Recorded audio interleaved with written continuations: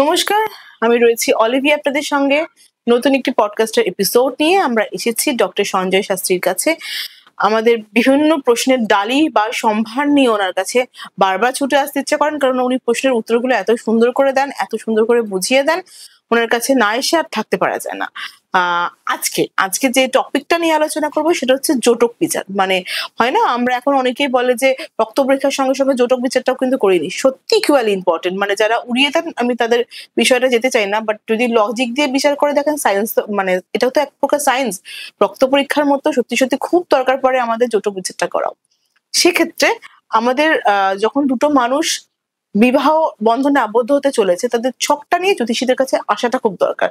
সেটা নিয়ে আজকে আমাদের টপিক। আজকের প্রশ্ন হচ্ছে এটা কতটা কার্যকরী আমাদের লাইফে, এবং এতে আমাদের জীবনটা, আমাদের বৈবাহিক জীবনটা সুখের হতে পারে, হ্যাঁ কি না। দাদা নমস্কার। নমস্কার। খুব সুন্দর একটা টপিক আজকে রেখেছো, যে জটক বিচারটা কতটা জরুরি মানুষের জীবনে।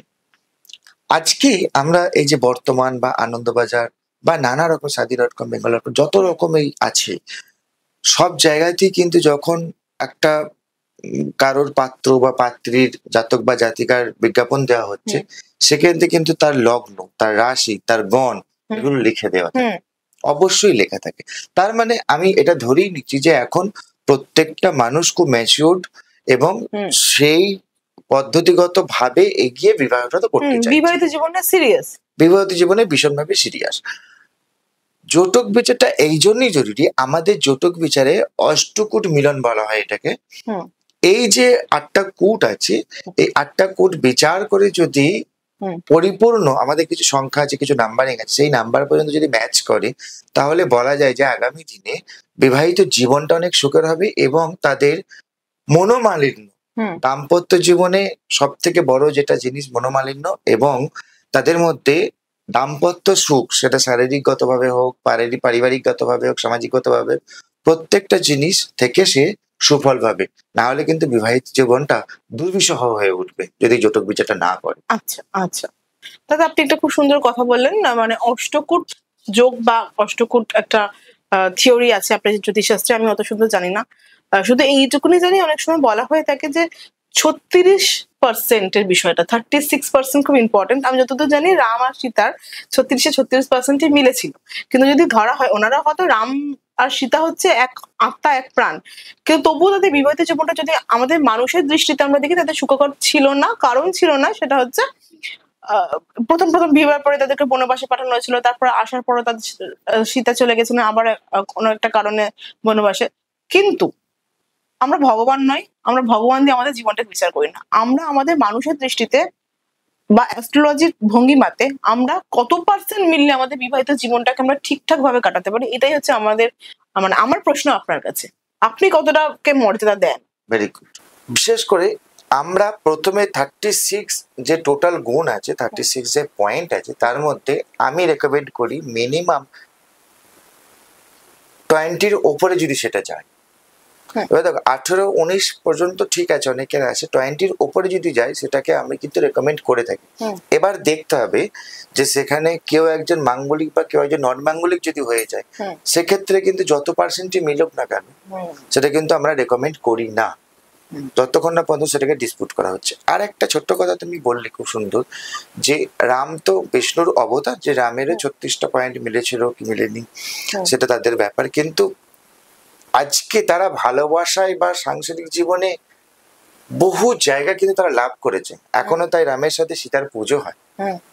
তো এই ভালোবাসাটা যে আজকের দিনে পর্যন্ত মানুষ তাকে থেকে মনে রেখেছে, বা আজকেও যে তাদেরকে লক্ষ্য করে মানুষ চলছে, এটাও কি মানুষের কম পাওয়া? সেটা 100 বার নিশ্চয়ই। শাহজাহান মুমতাজ এই যে নামে চলছে, হ্যাঁ, তো ভালোবাসার তো তারা একটা বিশাল লক্ষ্য আমাদের কাছে দাঁড় করিয়ে রেখেছে। সকলে রাম আর সীতার ক্ষেত্রে যতটুকু আমি, তাদের নিজেদের মধ্যে কোনো সমস্যা কিন্তু ছিল না। তারা হয়তো ডিস্টেন্সটা মেনটেন করেছে কোনো একটা কারণে, কিন্তু তাদের নিজস্ব কোনো সমস্যা ছিল না। তাদের মানসিক ভাবে তারা একে অপরের তখনও ছিল, এখনো আছে, হিসাব করলে বলা যায়। তাহলে আমি মানুষের দিক থেকে বলছি যে যদি ধরুন আমার আরেকটা প্রশ্নের উত্তর আপনি অলরেডি দিয়ে দিয়েছেন, সেটা হচ্ছে যদি 36 পয়েন্টে মিলে গেল, কিন্তু মানে পয়েন্টগত হবে, কিন্তু মিললো না হচ্ছে অন্যভাবে মাঙ্গলিক আরো অন্য কিছু কারণ আছে কিনা সেগুলোকে দেখতে হবে। যেমন রাহুর কিছু পজিশন থাকে, আচ্ছা, শুক্রের কিছু পজিশন থাকে। শুধু তাহলে আজকের দিনে তো অনেক অ্যাপস বেরিয়েছে, অনেক ওয়েবসাইট আছে, বহু লোকেরা কি করছে, জ্যোতিষীর কাছে না যে কোনো একটা অ্যাপস ডাউনলোড করে না সেখানে ম্যাচ করিয়ে দেখছে যে কত পার্সেন্ট মিলেছে। তাহলে তো জ্যোতিষ নিয়ে যারা পড়াশোনা করেছে তাদের দরকার পড়তো না। এখন আমি নিজে একটা বাড়ি বানালাম, একটা ইঞ্জিনিয়ারকে দিয়ে প্ল্যানিং করে বাড়ি বানালাম, দুটোর মধ্যে তো তফাৎ আছে। আমি নিজে ডাক্তারের ওষুধের দোকান থেকে ওষুধ কিনে খেলাম আর ডক্টর দেখিয়ে ওষুধ খেলাম, তাহলে আমার সাইড এফেক্টটা কম হবে। তো আমাকে এগুলো বুঝতে হবে যে আপনি যখন কোনো ওয়েবসাইট বা এইরকম জায়গা থেকে দেখছেন, আপনি কিন্তু বাকি জিনিসগুলো জানেন না। যে 36 পয়েন্ট মিলে গেল, আপনি এগিয়ে যেতে পারেন, কিন্তু আপনার রাহুর কোনো জায়গায় শুক্রের সাথে প্রবলেম আছে, মঙ্গলের সাথে কোনো ডিস্টার্বিং আছে, শুক্র মঙ্গলের সাথে কোনো ডিস্টার্বিং আছে, শুক্র রাহুর সাথে কোনো ডিস্টার্বিং আছে, সেইগুলো কিন্তু একটা জ্যোতিষ দেখে আপনাকে বলবে যে কতটা রেকমেন্ড করা যাবে। তিনি তার বিচার বুদ্ধি পদ্ধতি দ্বারা করবে, আর আপনি শুধু অ্যাপসের বিচার বুদ্ধিতে চলবেন। দুটো কিন্তু সম্পূর্ণ আলাদা। সেই জন্য সঠিক জ্যোতিষের কাছে যে এগুলোকে বিচার করুন। আচ্ছা দাদা, অনেকে জটক বিচার না করে ধরুন বিয়েটা করে ফেলেছে, হয়ে গেছে, যেটা ঘটনা ঘটাচ্ছিল সেটা অলরেডি ঘটে গেছে, তাদের জীবনে সমস্যা নেমে এসে যে কোনো ভাবে হোক তারা জর্জরিত। সেই মানুষ দুটো যদি আপনার দ্বারস্থ হয়, আপনার কাছে এসে বলে যে আমাদের একটা সুফল আমরা পেতে পারি কিনা, সত্যি কি তারা কোনো সুফল পেতে পারে? মানে তাদেরকে কিন্তু ওই জায়গা থেকে বার করে আনা সম্ভব যদি শাস্ত্র দ্বারা, স্পেশালি আপনার জ্ঞান দ্বারা, আপনার প্রেসক্রিপশন দ্বারা? অবশ্যই বলছি। দেখো অলিভিয়া, তোমার কথা মতো দুটো জিনিস হতে পারে। এক, সে যখন প্রবলেমে পড়েছে আমার কাছে এবার এলো, আমি দুটো জিনিস করব। একটা, আগে জটক বিচারটা করব, দেখবো যে জটক বিচারে তার নেগেটিভ আছে বা পজিটিভ আছে। যদি পজিটিভ থাকে এবং সমস্যা হচ্ছে, তাহলে জানতে হবে তাদের বিবাহিত জীবনে কেউ ক্ষতি করার চেষ্টা করছে। সেখানে কিন্তু জ্যোতিষের সঙ্গে আমাদেরকে আধ্যাত্মিক তন্ত্র এগুলোকেও ঢোকাতে হবে।